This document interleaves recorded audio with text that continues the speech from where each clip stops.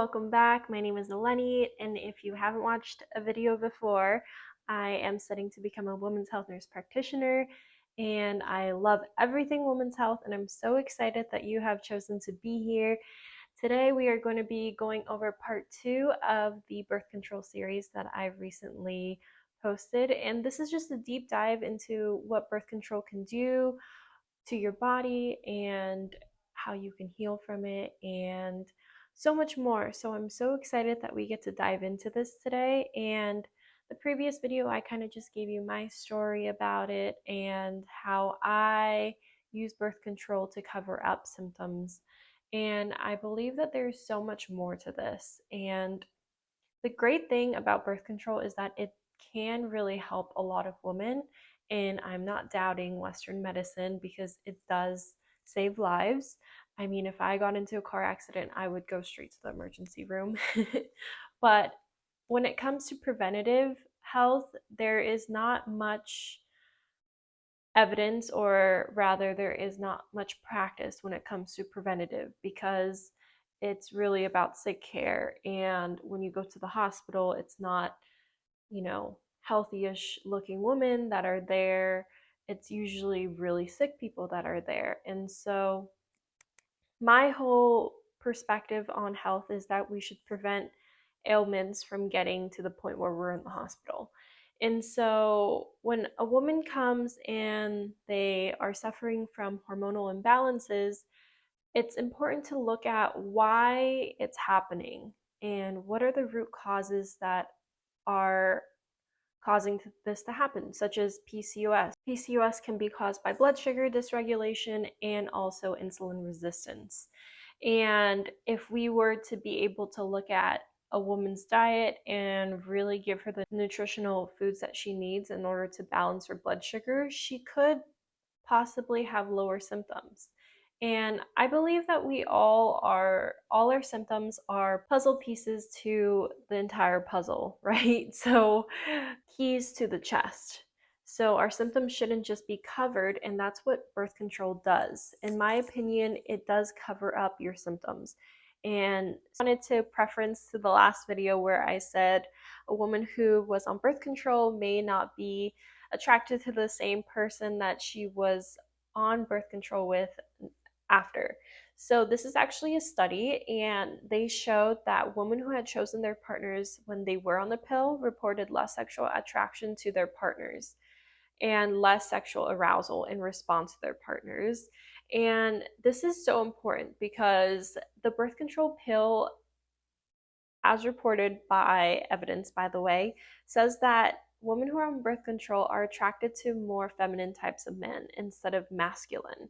And I even remember with my own story was I think I was the same way when I was on birth control. And then after I found out, like, wow, like when I'm ovulating, I can be, a different kind of woman where you just feel just a lot more magnetic and attracted to Mother Nature, to those around you. So I think that this is such a powerful key tool that women can use in their jobs or in their romantic lives. Like, this is a hidden secret that we were all gifted with, and it's just so beautiful to think about. Like, wow, we possess this once in a lifetime, once in a month magical event where our estrogen rises and we just feel so amazing. And there can be a lot of things that can be done during that time.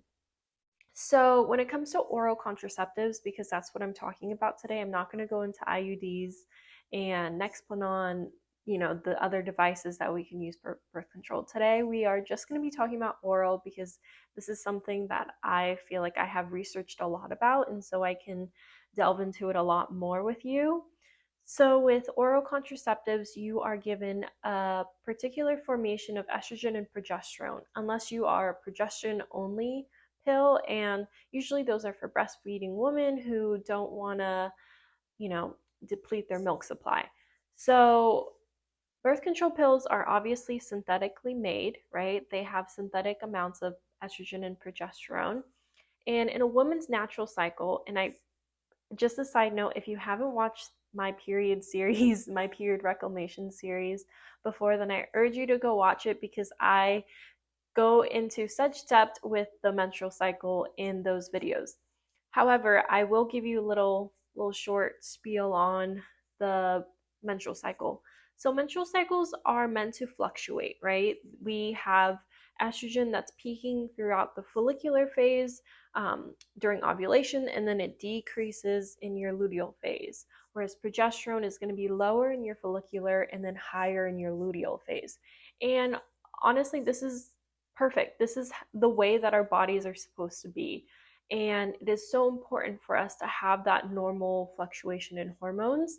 And even though, we definitely may go through some mood, emotional roller coaster rides throughout the time. And also, if you are completely going through roller coaster rides, that also is kind of an imbalance. But I am just saying, in broad terms, that we are constantly fluctuating.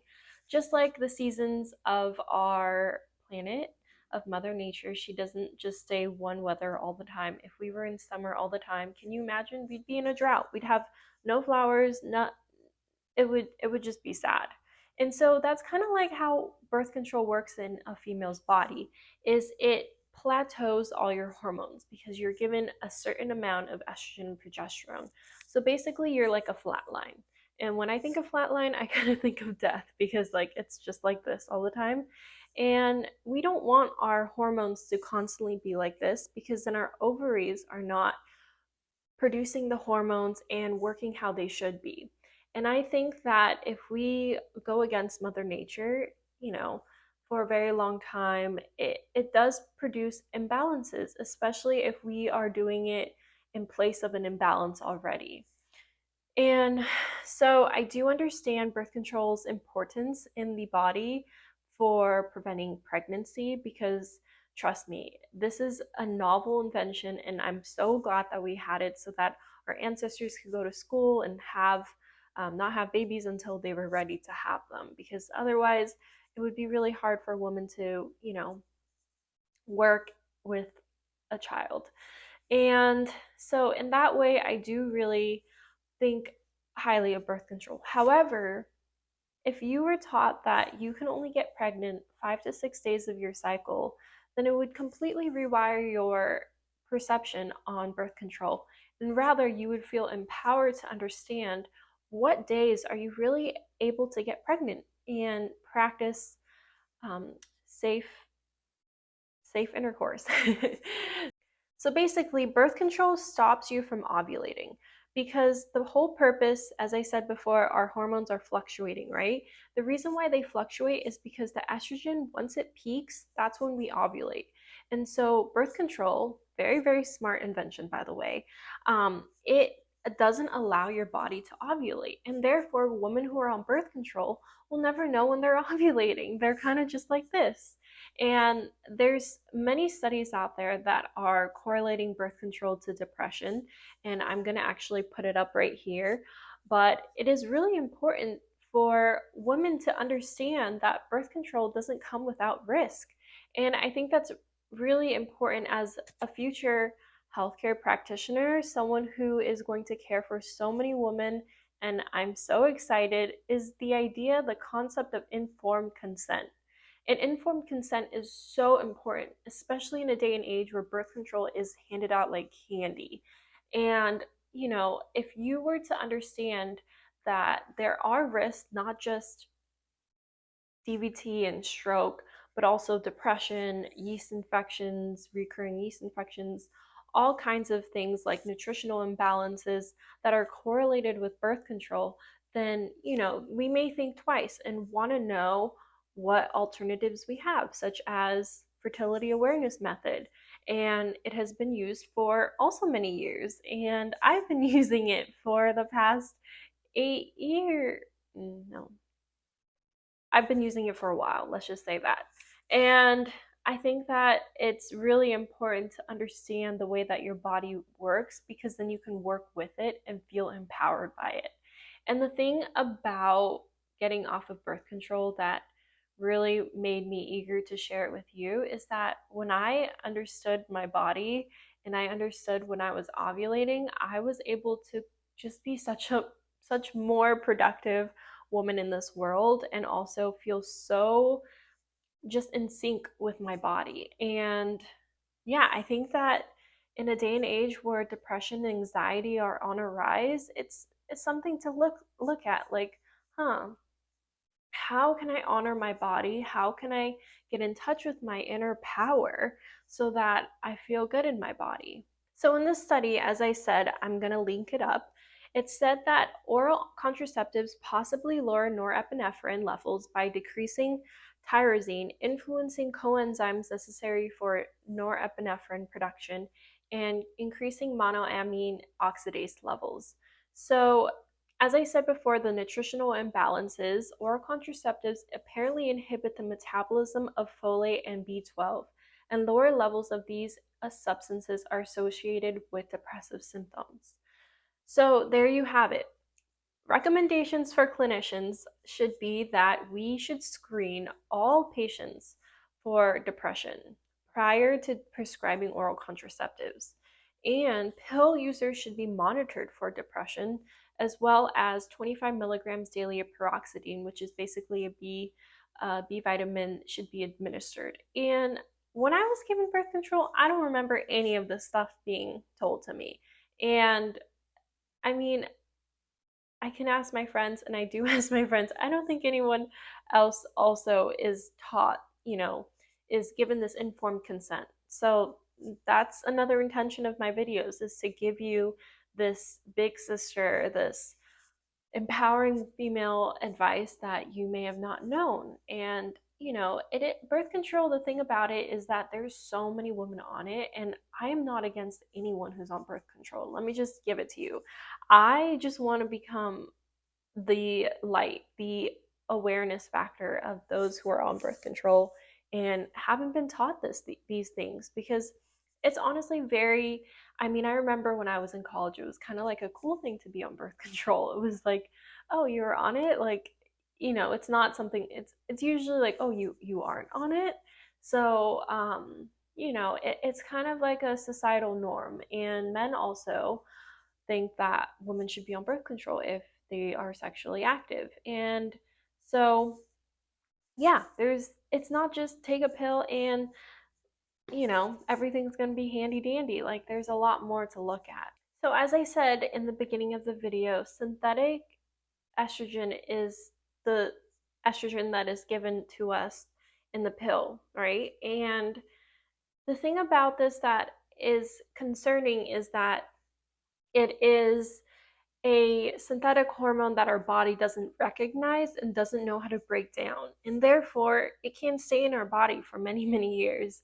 And it's not the same as natural estrogen, where we can clear it through cruciferous veggies and exercising, detoxing. So, um, because our estrogen levels are chronically high from continuously taking synthetic estrogen, it may ripple effect across our endocrine system, and it can, increase risk of candida overgrowth, which I said before, which is the yeast infections, recurrent yeast infections. And I've seen this in the practice so many times where women are constantly complaining of yeast infections. I want to be able to tell women that taking a pill is actually disrupting your internal balance, and it's causing estrogen dominance. And yeast infections are more common with women who are taking hormone replacement as well.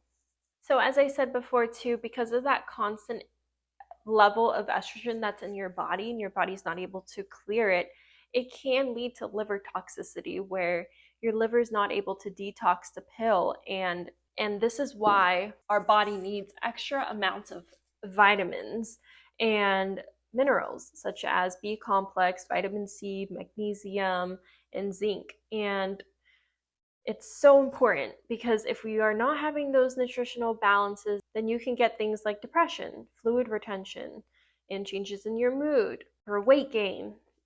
I know countless amounts of women who have complained that being on birth control has increased their weight. And, this is exactly why. There's also the really sad effect of increased risk of cancer, and there's studies to show this, and I will link a study. But those who have taken birth control, and even women who have recently stopped taking the pill, have a 20 to 30% higher risk of developing breast cancer than women who have never used the pill. So these are studies showing it, and this is just really important to talk about. And just a thing that may not be completely researched yet, but it's the idea of feeling like a woman, right? That feminine energy. When you are constantly given synthetic hormones and your body is not able to really balance itself internally, then, you're not going to feel like the woman that you are, that strong, empowered woman, the one who can go about the world with ease and strength and compassion. And I think that today's society, where there's so many girl bosses and there's women who just keep grinding, and trust me, I've been there, I've done that. I still grind, but like, I listen to my body. And you know, infertility is on a rise. Like, it makes me question, like, why is this happening? This didn't happen with our ancestors. And I think that we can really help so many women with spreading this awareness on birth control. So I really hope that you liked this video and it helped you in some way. And if it did, I hope you can share it with someone who ovulates, with someone who is, you know, maybe questioning their birth control that they're on. They may be not feeling the same way that they felt before the pill. And yeah, this has been so much fun filming, and I can't wait for the next videos. We'll be diving into so many other things, such as if you decide to get off the pill, post-pill healing, which can take about 3 months to rebalance your hormones if you are really adamant about following a plan. And then there's also so much more goodness that will come. So I hope you stick around for the next videos, and I hope you have an amazing day. I like, subscribe, share.